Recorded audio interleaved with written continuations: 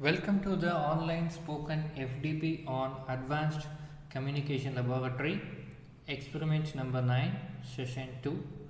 So, today's experiment is on measurement of VSWR and impedance matching. So, our main aim and objective is to measure the standing wave ratio of an unknown load and to determine the input impedance. The apparatus required are Klystron power supply, Klystron oscillator, isolator, frequency meter, variable attenuator, diode detector, slaughter line section, movable short, and CRO.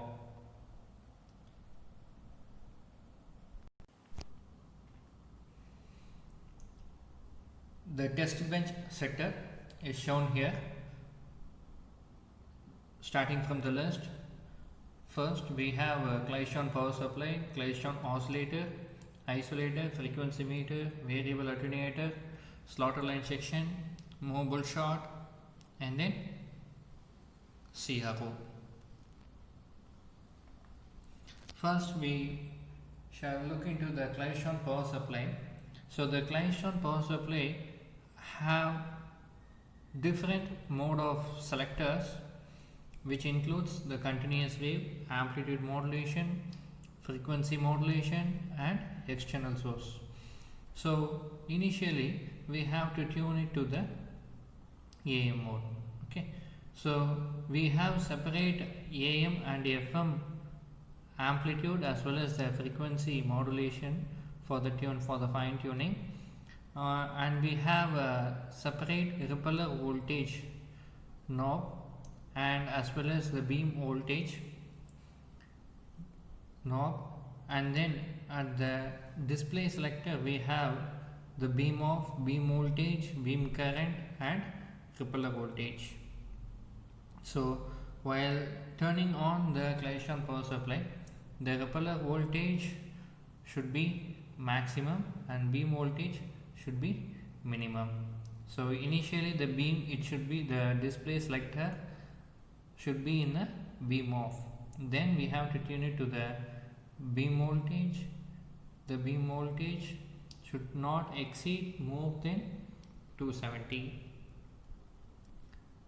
Here we have set it, tune it to the 211. Then beam current, the beam current will be gradually increasing from 0 to 20 amps, milliamps. And then repeller voltage, the repeller voltage we have to find increasing on the repeller voltage, and we have to set for the particular repeller voltage in and around 200 to 220 range.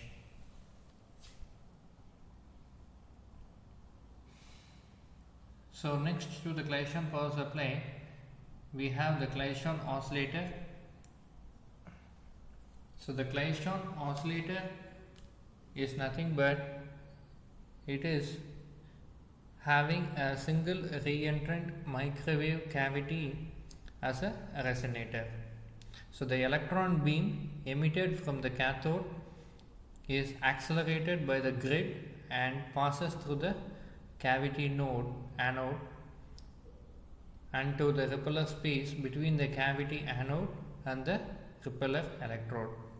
So the electrons in the beam are velocity modulated before the beam passes through the cavity at the second time and will gives the energy to the cavity to maintain the oscillation.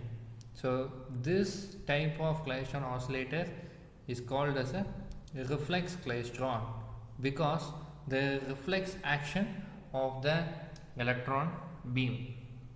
So it also provides a low power and has a low efficiency. So we have isolator as well as the circulator. So instead of isolator we can use the circulator as an isolator by matching the third port. So by matching the third port, we can use the circulator as the isolator. So circulator is a multi-port junction. The wave traveling from the one port to the another port in one direction only. So here we have given the same theory about the circulator and isolator. So attenuator. So the attenuator is nothing but a wave attenuator is a RF device specifically designed to reduce the power of a signal without affecting or reducing the waveform of the signal. So if the tunable screw is maximum open, the amount of input voltage coming from the input port will be totally given at the output end. So in order to allow all the signals, we can completely open by tuning the knob. Okay. So there are different types of waveguide attenuators which has been listed here.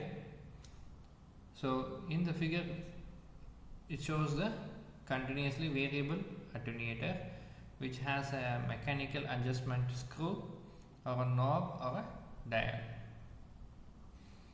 So the frequency meter, it is used to measure the frequency of the microwave signal. The resonance cavity frequency meter is tuned until it resonates at the signal frequency. So if a SWR meter is used as an indicator, the resonance will reflect as a decrease in the signal level due to the storage of energy in the cavity at the resonance. So by tuning the dial, if the frequency matches in the square waveform which is obtained in the cathode ray oscilloscope, at the point of deflection we find the dipping point. There will be a fluctuation so in the waveform, so that we can easily identify the dipping point. So at that point we can mark the reading from the frequency meter. The slaughter line section. So the slaughter line section. The slaughter line section with the line carriage is a microwave sectioned coaxial line connecting a coaxial electric field probe which penetrates inside a rectangular waveguide slaughter section. So this longitudinal slot is cut along the center of the waveguide broad walls. So the probe is made to move around the slotted walls, which samples the electric field propagation to probe voltage. So this longitudinal slot will move around left to the right so that we can take the readings from one position to the another position. So we can move it accordingly and we can mark the voltage maxima as well as voltage minima. So whatever, we can take it by using this slaughter line section. So the main purpose of the slaughter line section, here it is mentioned, so we can easily determine the standing wave, VSWR, maxima and minima along the line, and also we can easily measure the standing wave pattern and to measure the wave length and to measure the impedance as well and reflection coefficient as well as the return loss measurement. So VSWR meter where we can connect it. So this VSWR meter, which is very high sensitive to high gain low noise voltage amplifier, so tuned normally at a frequency of about 1 kHz, of which the microwave signal gets modulated. So this meter indicates a calibrated VSWR reading for any kind of loads. So finally we have a movable short.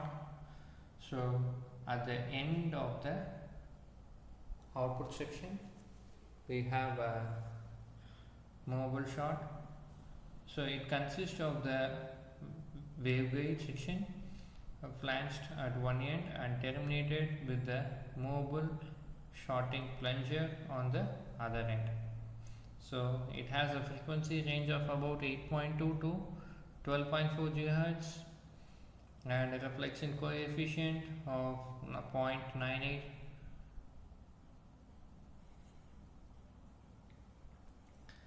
And then diode detector.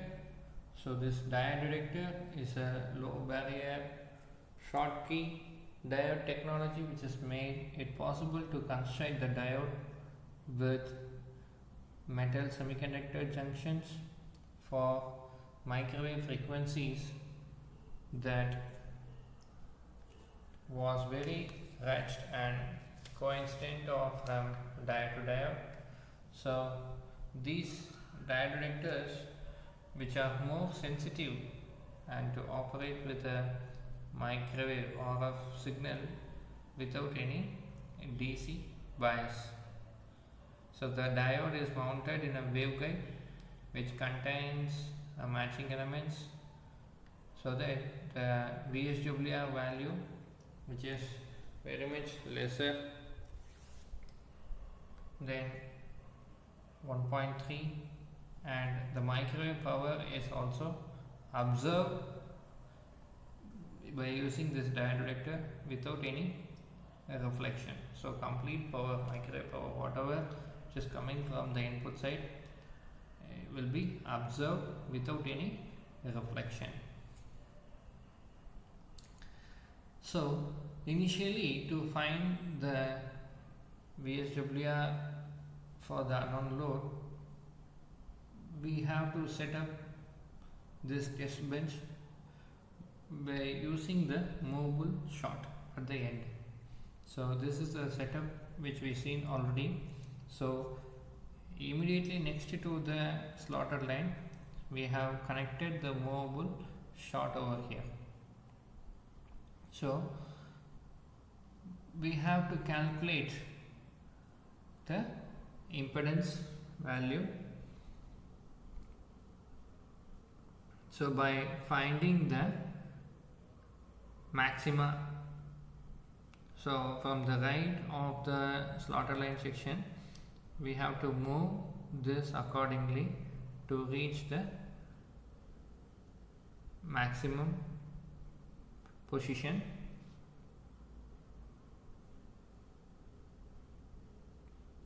So here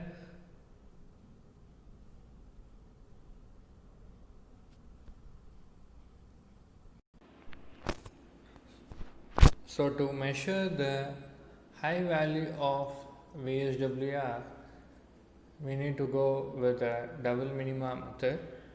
So we have to find the two successive minimum value.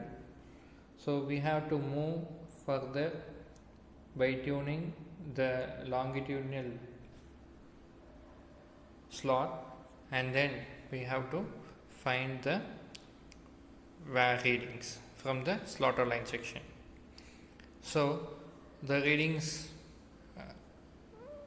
we will discuss later, so how to calculate and all. So this setup is a similar kind as we seen earlier. This is the setup, test bench setup for the unknown load. So instead of connecting a movable short, we have removed this movable short and we have connected the unknown load. So that unknown load may be of any kind. So any rectangular waveguide. So it is acting as a load. So here we have used the diode detector as a unknown load. So we are going to compare the both the values. So the measurement of VSWR can be calculated in this way. So for of any kind of impedance mismatch leads to the formulation of a standing wave. So standing wave is nothing but the ratio of maximum to the minimum voltage, which gives the voltage standing wave ratio. So the formula which is given here, V max to V minimum. So where the reflection coefficient which is given, so power reflected to the power incident power. So we can measure the VSWR by this two ways. So low VSWR as well as the high VSWR measurements. So low VSWR measurement, that is standing wave ratio less than 10.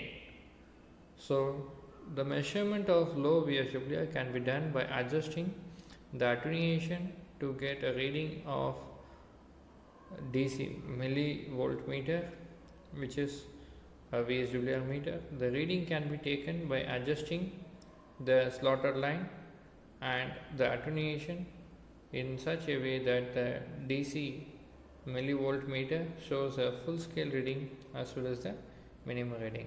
So these two readings are calculated to find out the VSWR of the network. So measurement of high VSWR, that is S greater than 10, this can be done by the double minimum method. So in this method, so the reading at the minimum values are taken and the readings at the half point minimum value is the crest before and the crest after are to be taken. So here what we are going to do is the measurement of high VSWR using the double minima method. So the experimental arrangement of measuring the impedance.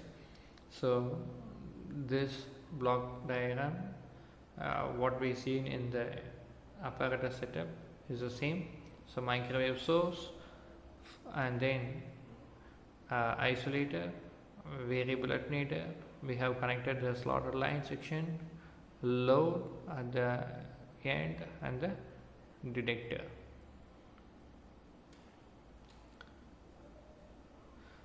So to find the impedance measurement, we need to determine the load impedance using the slotted line. So here to measure the load impedance, so the input, that is 1 kHz microwave source, is given to the slotted line. Other end is given to the unknown load, or it can be shorted. The tunable probe detector from the slotted line is given to the VSWR meter. So in this setup we have to connect our apparatus.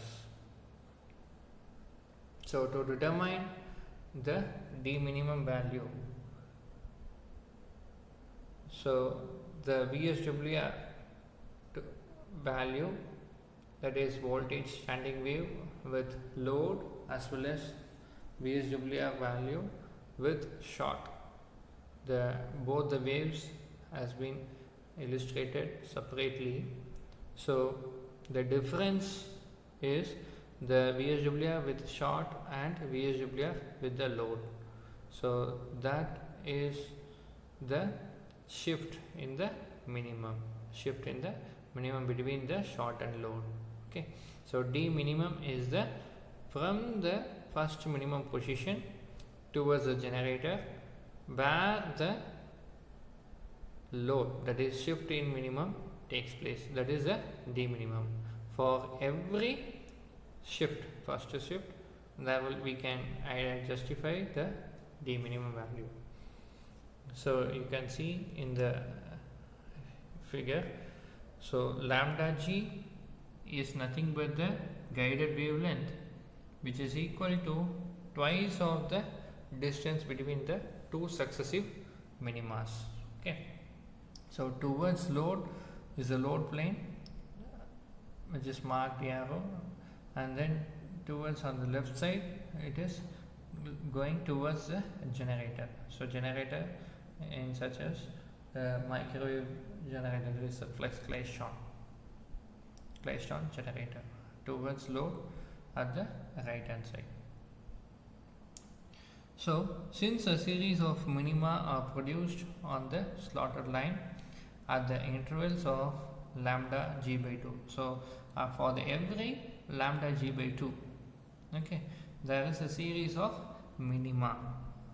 So the load reference plane can be shifted to a convenient minimum position. So it is our feasibility, it is our convenience. Okay, so we can shift it to the any reference plane. Okay, minimum reference plane position near the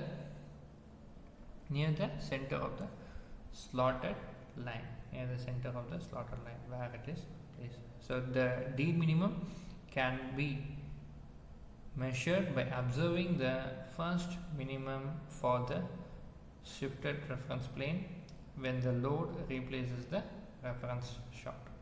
So at which point we are shifting the reference plane with the load which is replacing the reference shot. So that is a D minimum. From there we can easily calculate the phase. Okay, so from there we can easily calculate the angle, phase angle of the load. By using the formula we can calculate the phase angle, that is 2 beta D minimum minus of pi. Okay, so from that formula we can easily calculate the phase angle. So beta is nothing but the propagation constant, D minimum, which is already known, minus of pi. Okay, so beta propagation constant is nothing but 2 pi by lambda g. So lambda g is the guided wavelength, as we already said, twice of the distance between the two successive minima. So the procedure, which includes the set of conditions we have listed one by one. So initially we have to fix and amplitude the source as well as the frequency with the help of the slider and the knob.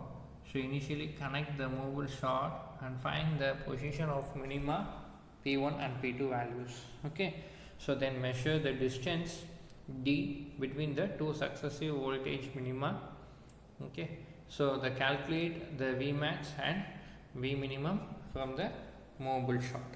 So for the movable shot, V minimum, which is equal to 0 volt. Okay, calculate the guided wavelength using P1 and P2. So from the P1 and P2 we can easily calculate the guided wavelength lambda g, and then we are going to replace the movable shot with the diode detector, and we have to follow the same procedure as we done already. We are going to calculate the guided wavelength, and here the V minimum won't be 0. Okay, so for the unknown load, the diode detector for the unknown load, the V minimum value will be not equal to 0. It have some voltage. Okay, so the same we are repeating, and then finding the position of minima with the load and position of minima with the short wise from the previous position of maximum values. Okay, so and then finally we are going to apply the formula and to calculate this normalized load and load impedance.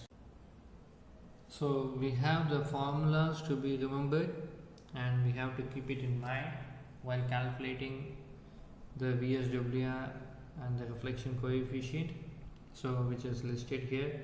So propagation constant beta, which is equal to 2 pi by lambda, and VSWR, which is Vmax by Vmin, and the guided wavelength twice of the distance between the two successive minima, and then the reflection coefficient. So the Smith chart procedure, so we have to plot the Smith chart, so which is the steps are listed here.